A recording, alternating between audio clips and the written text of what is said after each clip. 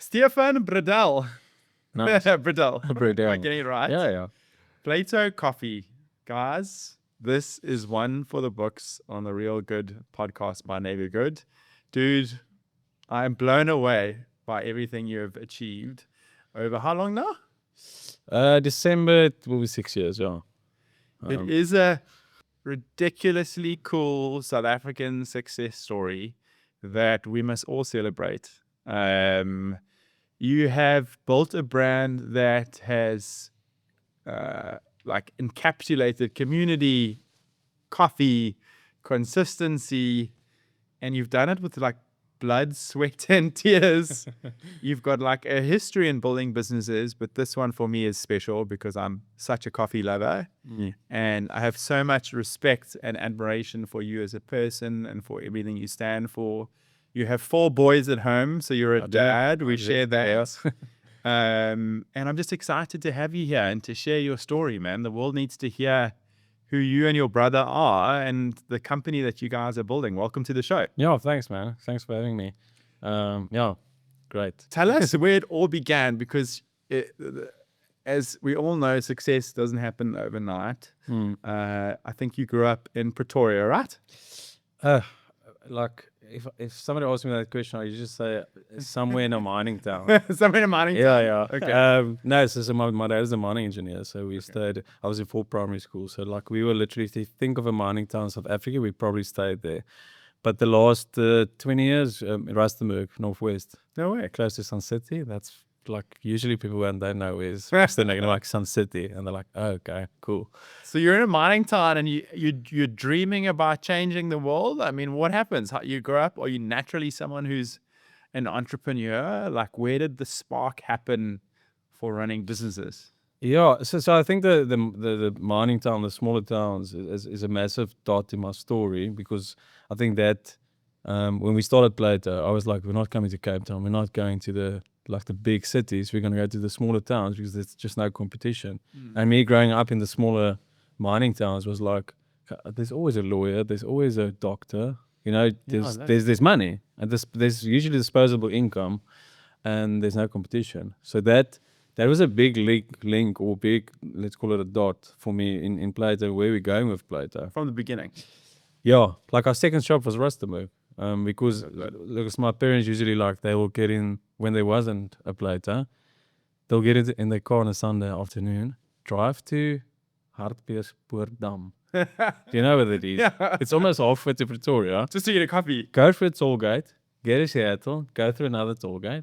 So now you're paying 20 Rand, you're getting your coffee, paying 20, driving back to Rustenburg. And I was like, okay, so Rustenburg needs to get coffee. But anyway, so I'm jumping the gun a bit. But no, I think it's always that question, are you a born entrepreneur or is it nature versus nurture? I think it's a combination. Okay. I think it's how you grow up. I'm one of 5 kids. So my dad's a mining engineer. My mom was a teacher, then she became a home engineer. With 5 kids. But I mean, so she always had to find ways to almost supplement my dad's salary. I mean, 5 kids is... Yeah, it's you've got 4. Right? It's no joke, right? So I think that I got from her. So always just hustling and buying stuff. And one of my favorite stories of my mom is when we were staying in Welkom.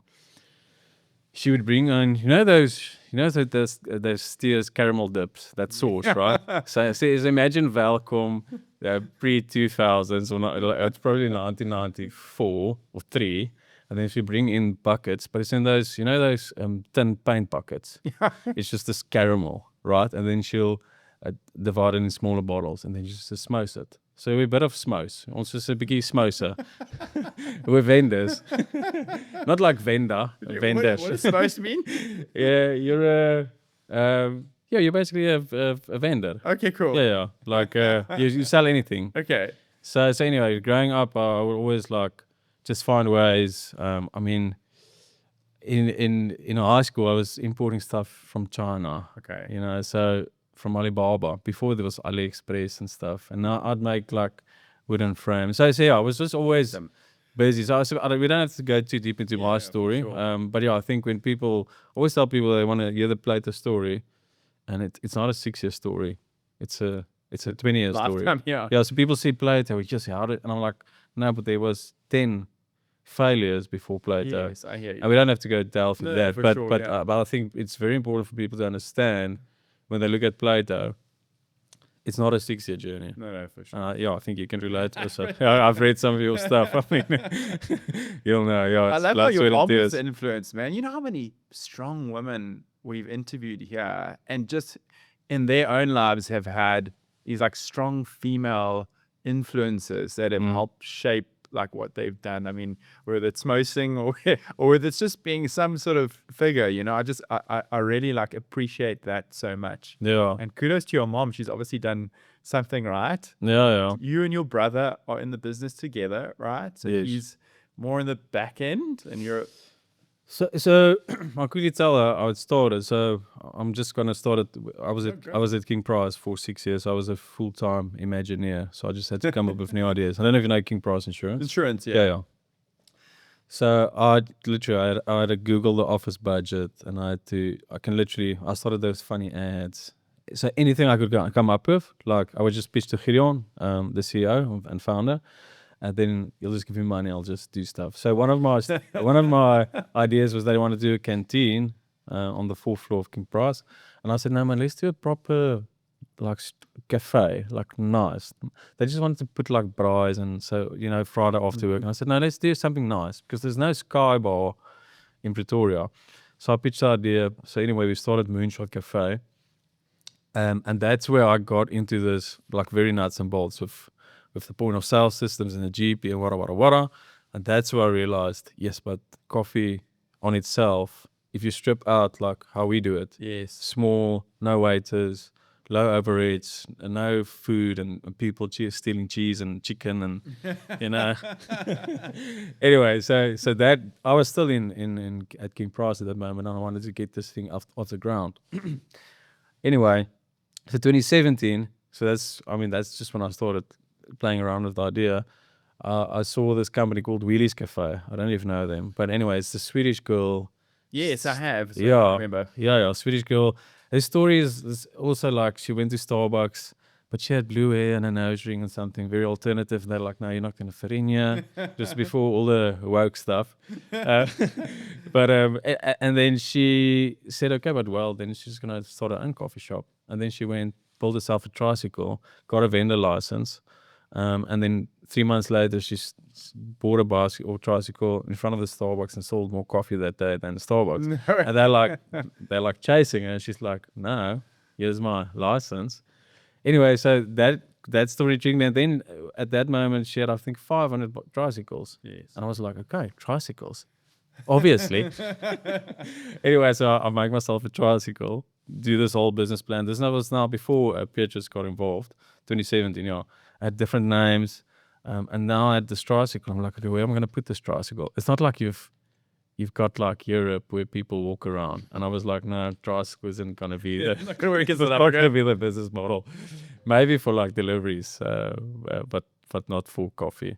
Anyway, so then 2018, then I approached my middle brother with 3 brothers, Petrus, and I said, okay, here's the plan. So let's do like small setups, like a container. And the business model from the start was, because I was now still in debt of some of my failures previously, so I'm not going to go into that, but a rough time. So I said, the business plan needs to work if we rent everything. So let's rent a container, rent the coffee machines, we rent everything because we don't have any money, okay? So anyway, I pitched this. I thought, at that time, I'm thinking of a shop, like, conservatively, I think we can make 10,000 net a month per shop. Yes. So we go 100 shops, we make $1 million, we split it, easy. Yeah. And he's like, shop, okay, let's do it. That was literally the pitch. It's not that easy, but luckily you can make more than 10,000 per shop. But anyway, yeah, so that was 2018, right? Then we're looking for our first site. And I think when people look at Plato, and I think you can also relate, people think you had it figured out from the start. It's like coffee sculpted community. These guys, they know what they're doing. Yeah. But then the nice story, and I think it's very important to just stop here. It was like when we had a guest house in Irene, Pretoria, It's about 700 houses. It's a very affluent area. Let's call it like almost like a Rondebosch of Pretoria. Irene, it's very nice, like families, high LSM. Irene people's gonna like it that I say it's the Rondebosch of Pretoria. Anyway, so now we've got this guest house and we stay there. Like my mother-in-law is running it for us, and every now and then we go stay there, just sleep for a night, just to get out. And then my wife has to. There's no coffee. Like there's literally no coffee in Irene. 700 houses, high LSM, and you have to drive to South Towns to Woolies to get a coffee. And so then I was like, okay, but yes, this is actually the perfect. It's like a security village. And next to the guest house there was this heritage site. It was one of the first concentration camps in the Anglo-Boereoorlog. Anyway, so then I said, let's just put a container here. And I go to the Centurion Heritage Council Tanny, and she's like, it's never gonna work. It's basically next to a cemetery, basically. Literally, it's like a. And anyway, she's like, okay, it's fine, but you must go get approval from Tshwane, because this is now heritage ground, and this is Tshwane, and this is where we want to put the container. Anyway, we go get approval at Tshwane, they shop. Then we have to deal with the ILA, which is the Irene Land Owners Association. They said shop. and then anyway, so we opened that shop 7 December 2019. Okay. Can you remember what happened 2020? Yeah. So COVID. Yeah. But what I would tell a lot of people, like, I mean, I couldn't plan that timing. Yeah. Right. If we had 20 shops that was debt financed, It would have been. I mean, I wouldn't be sitting here. Yeah. So a lot of, like, I always use this example of if you're a Springbok and you don't think there was some luck involved, Yeah. you're like a fool. Yeah. You're like your chance. I went to work it out because I've got 4 boys, and obviously Yeah. we're like homeschool school, and a lot of parents is like, no, I have to send my kid to school to become a Springbok. And then I did a proper calculation. I was like, your chances is 1 out of 15,000 to become a Springbok. Or think about 10 out of 150,000, or even 100 out of 1.5 million people playing rugby. But anyway, and I think like business, yes, you have to create your own luck and all that stuff. But I couldn't plan that timing. So for whether you're a Christian or whatever your world, for me that is undeserved grace. I mean, that is just like literally I couldn't plan it. Yeah. Anyway, so luckily that point we only have one shop, and then they say we have to close. And here's the interesting story. So then we close. Luckily, I'm still in corporate, right? So I've got my job. Okay, my boots. No, flip. People think you can open a coffee shop and provide for 4 boys. No, you need more than one coffee shop. But anyway, so we closed down, and then for a month, and then it's level 4. Coffee shops, restaurants still closed, but not us. You know what? What happened? Because we had a vendor license. No way. We were an informal trader. So we weren't a coffee shop, we were a spaza shop. Interesting, eh? That's crazy. And so then what happened was, and this is the nice part, I remember when you could only come out like between 7 and 9. So now all the people are coming between 7 and 9, neighbors who's never seen each other. And they're like chatting and connecting. And yes, I'm somewhat getting goosebumps. But that community became Plato's DNA. Yes. Because people connected, and we were like, flip, coffee's got such a Pulls people together. good Right? way to create community and create hubs for communities. Yeah. And that's what I said earlier.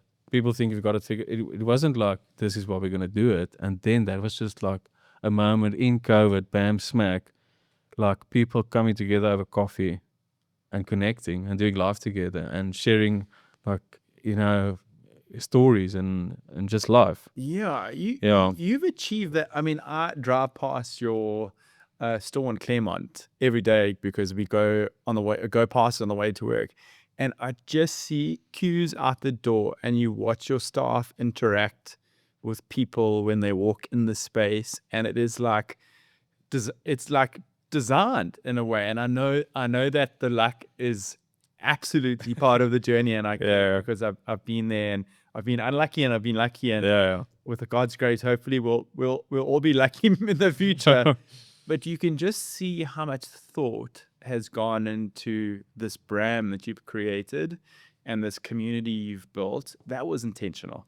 Thanks. Yeah, I think what happened is, so I've got a brand and marketing background. So when I approached Petrus, so I backed myself to create a nice brand, and Yes. so from the start, because we weren't coffee connoisseurs, and that's where Coffee Sculpted comes in, because we created coffee like we think it has to be, which was also actually a blessing in disguise. You don't have this is how coffee should be. We created it like we wanted it to create. Yes. So, but what happened was there was a massive user experience and design first approach Okay.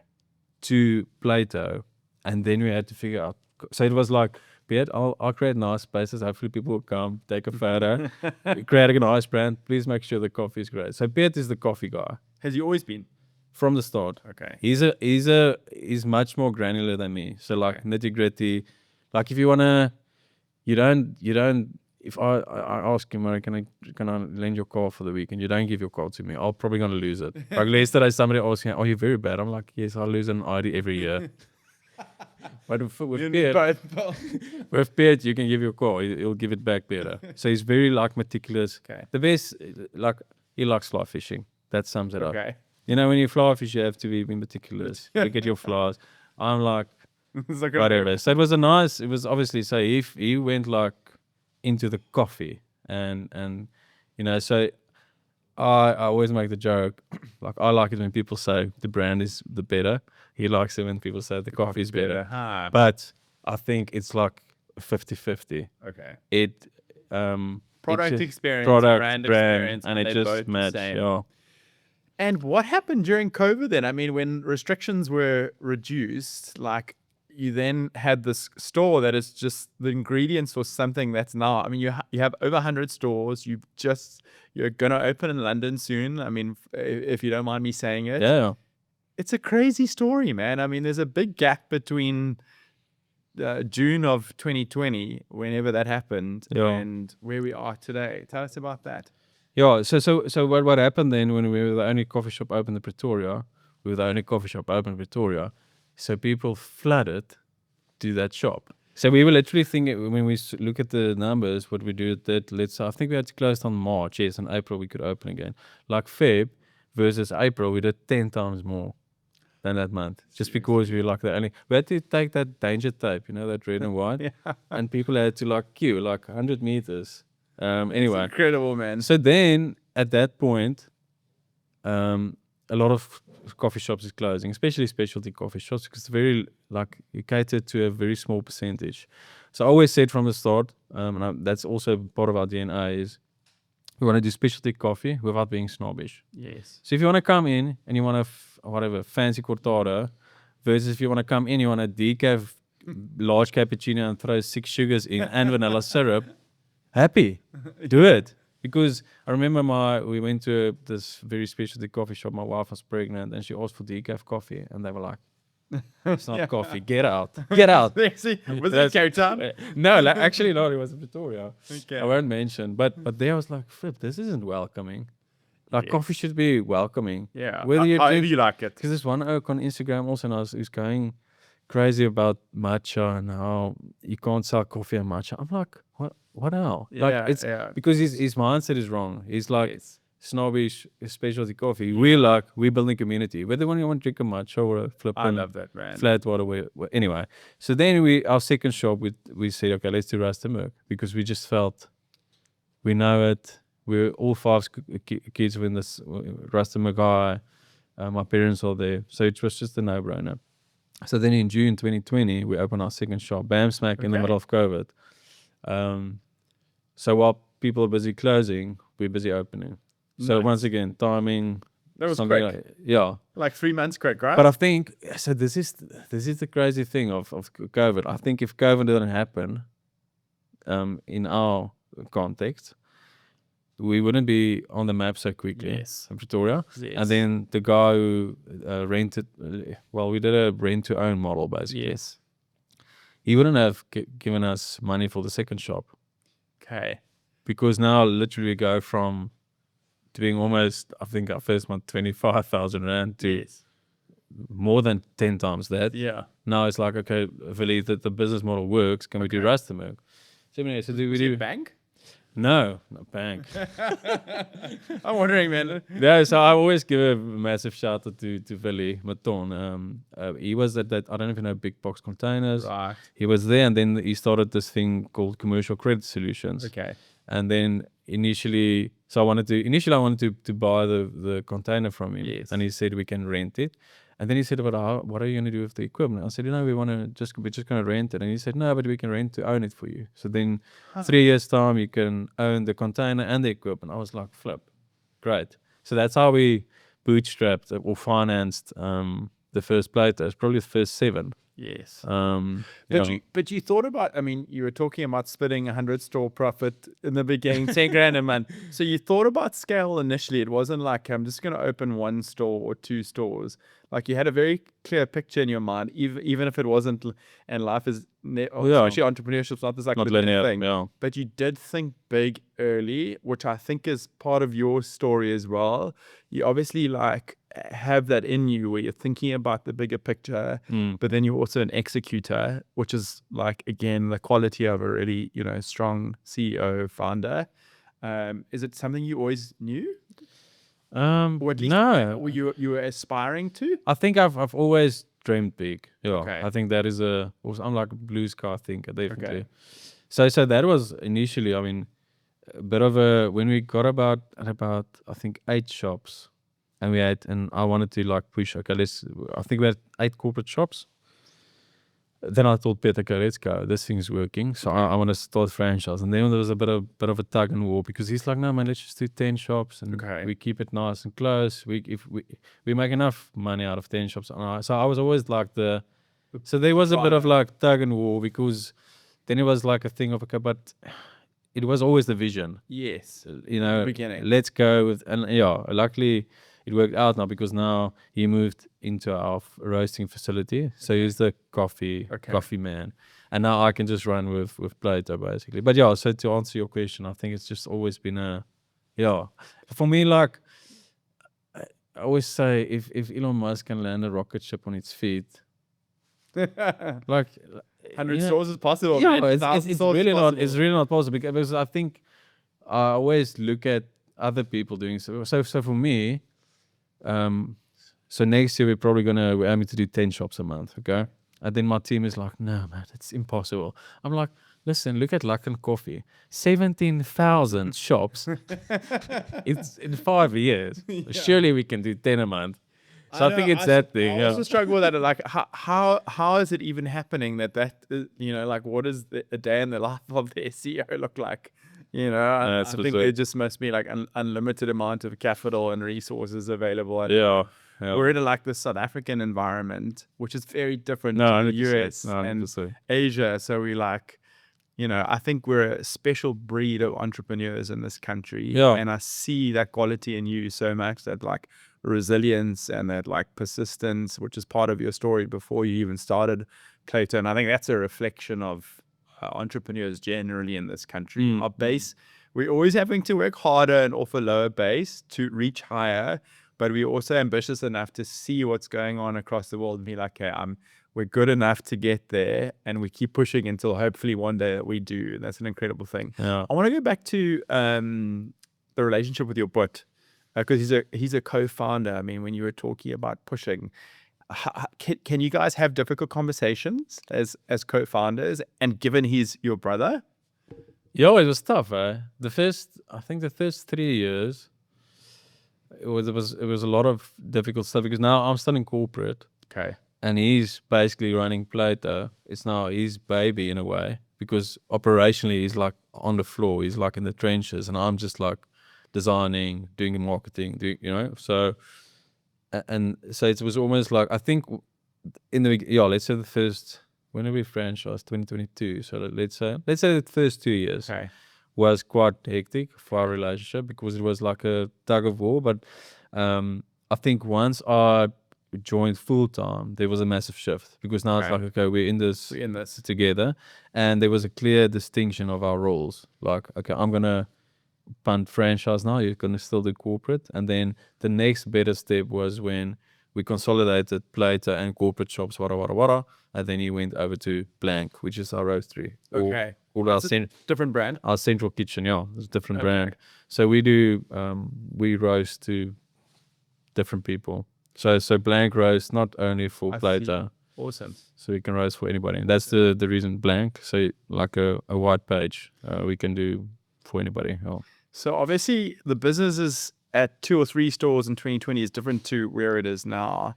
And at some point you've got to bring in managers and you've got to bring in processes, and you move from this like startup that's just, blowing Pretoria away into this like, national company. Yeah. How difficult was that transition for you?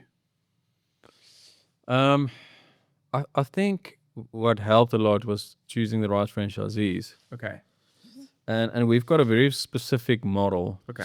So when you look at your cash flow, I mean, even if you in our prospectus, we don't put a manager's salary in there because the owner is the manager. Yes. So I think we're very strict. So you're not allowed, like, if let's say somebody wants to have like more than 3 stores, like let's call it the manager who runs the store needs at least 25% stake in the shop. Yes. So that's the bare minimum. I love that, man. You have to have 25%. So then what happens is your consistency is better, your quality, people are building community. And so that helped a lot. So that for me, not looking back now thinking, that wasn't like the biggest problem actually. If you think from a scale point of view, because you're building up ownership So like that incentive, across the country. right? Yeah, exactly. So you don't have to, in a way, employ a lot of QCs. Yes. Because you have to do managers' work, where compared to an owner. I So like the best example for me I always use is Gerda from Mokopane. I don't know if you know where that is. No. It used to be Potgietersrus, so it's north, it's Limpopo. I mean, she's the local she's been the local physio for 25 years in Mokopane. Everybody knows her. So she opens a Plato. And then what happens is, oh, flip, it's Gerda's Plato. It's not a random guy sitting in Cape Town's Plato. Yes. And then it becomes Mokopane's Plato. And they take like ownership because like, thanks for thinking of us. That's so cool, man. Yeah, so I think that's a big advantage that we had. Okay. Because of the mining towns. I think I understand the north of the country very well, and how it works and how the community works, which I don't really understand Cape Town and Joburg so well. Yeah. So I think that whole community thing, helped a lot with the scaling. Yeah. You got me rethinking about your philosophy on smaller towns, got me rethinking about Neighbourgood's own strategy. Oh, no. Well, And I was like, do we want to be a brand that exists in just big cities like London or New York, or are communities actually built around smaller towns and cities where you can actually firstly create brand quicker if you're smart. Obviously there's other advantages, like you're not just a number in a massive competitive bubble, but when I saw what you were doing, I was like, man, that is smart. Like, it's just, you can achieve like intimate relationships with people. I wanted to say it's definitely more intimate. Yeah. Because if you think of like, when I tell people Plato is built on school runs. So if you think of communities, usually it's around a school. Yes. And then you'll get like a spa or a, Yes. close to a school. And that's where so we're not in we're in one mall, Canal Walk. Yes. We're not in malls. We're in community centers, which is around schools. So if you think of Neighbourgood, like if you build stuff around schools or universities, there's always going to be people. There's always going to be communities, churches. Yes. So And the simplicity. Yeah, of it. 100%. So it's like, yeah. it's designed, it's smart, built around a community, which is like, And it's almost like small enough to already be intimate and connected in a way. If you just think of a school, yes. 1,500 kids, the parents are there already. We just damn smack a plate It there works, right? or a coffee shop. Love it, man. Yeah. Big brands in the space. So coffee is just like a very saturated, globally it's a saturated space. And there's some, the Luckin Coffees of the world and Starbucks and, these is like crazy stories that have built huge businesses around coffee, which makes it a difficult industry to be in. How did you in a South African context, knowing that it was saturated at the time, and I've seen you just like continue to perform and outcompete everyone in the space. How did you think about that, and how did you tackle that challenge? I think. Sorry, it's gonna You can be honest, man. no, it's gonna be a bit of a longer story, but I'm gonna circle back to it. I think a lot of people, when they look at entrepreneurs or founders or whatever, they think I'm gonna talk about we are, because I'm a founder now, but they think founders or CEOs are much smarter people than normal people, no, right? And for me, I think the biggest learning thing is I think I'm just dumb enough to not look at that stuff. Right. And then in a way, you're like, because if you're very like scientific, like saturation and that, you're never going to do it. Yeah. So what I've seen, a lot of good entrepreneurs are just like Gideon Galloway is a great example. If you ask him now, I mean, they've built King Price from scratch. I think they're 7 billion rand worth now. Yeah. I mean, if you ask him now, will you do King Price again? He say never. We'll never do it again. But at that moment, he was dumb enough to do it. So like, I love that. Anyway, so what I want to say, I wanted to get back to the point, but now I lost my train of thought. What was the question? It was about like this competitive landscape. Oh, and Plato just coming in. And so like, I was just ignorant. okay. I guess that's my point. I was just like, let's just do it. Let's not overcomplicate or overthink it. And for me, the risk to reward for the first shop, yes, the vision was 100. But I mean, when somebody asks me now 100 shops, it's still surreal. Yes. It's not like, yeah, I knew I'm going to do 100. Yes. Never. Like, I still look at Plato and I'm like, I don't know how this happened. So it's very humbling still for me. But yeah, so I just thought like, yes, we've got the vision and the dream, but initially it was just one shop. Let's just get one shop. And for me, that made like, I didn't delve too deep into like into the competitiveness and the saturation. Yeah, sure. There was initially, what I do think we did very well was we went into sites that wasn't oversaturated. Yes. So you think of oversaturation, yeah, cool, Pretoria, Joburg, Durban. Yeah. There's no Muggin, there's no Seattle, Vida or bootleggers in Secunda. Yeah. There's no Vida bootleggers or Seattle in Nelspruit. Yes. And I think that's where we got our, like, that edge. And clearly the customer wants it, right? Can you please tell me that your mom is not driving through toll gates anymore? No. It must be. She owns 2 Platos. Does she? So she solved her own problem. She doesn't have to drive to Hartbeespoort and Bush. Yeah, so there's 4 Platos in Rustenburg now. Okay. And she pay her franchise fees on time. Yeah, she does. No, luckily there's a family discount. Family discount, right? Family discount. Okay, Yeah. okay. But no, I mean, and Rustenburg can probably have another 2. Yes. Yeah, so. Do you do research on the size of what Plato could look like in South African towns in terms of? I think once we've so once again, I didn't have this sorted out from the beginning, but now the deeper we go, the more we realize, like, when people ask me, listen, how many shops? So like initially it was, I think South Africa has another 300 sites. Yes. But now, I mean, we just launched Struisbaai. Yes. That is very small, still by. So now that number is like, we can probably do 1,000. Yes. Because I mean, Groblersdal, launch day was like top 10. Groblersdal. It's like 10,000 people. So that's quite interesting when you look at how small you can actually go. So I always tell people, if you can have 300 regulars, okay, that's it. You've got a coffee shop that's making money. Yes. And I'm talking about 300 that's coming every day. Let's say, for instance, you sell 300 cups a day, okay? Times 35 rand, that's 10K a day. Times 30, it's 300K, you're making money. Rent in Groblersdal is cheaper than 5,000 rand. 3.8. Exactly. I hear you, man. I think Yeah. it's the one thing I do love about the coffee industry, but it's actually any industry is like how important that consistent customer experience is to keep people coming back. And I realize like coffee, I mean, it's a massive vice for us. And, every day it's just something, it's like a ritual, right? I'll tell you, it's an addiction and a habit. Yeah, but a good habit. It's just like a double whammy, yeah. Yeah, for sure.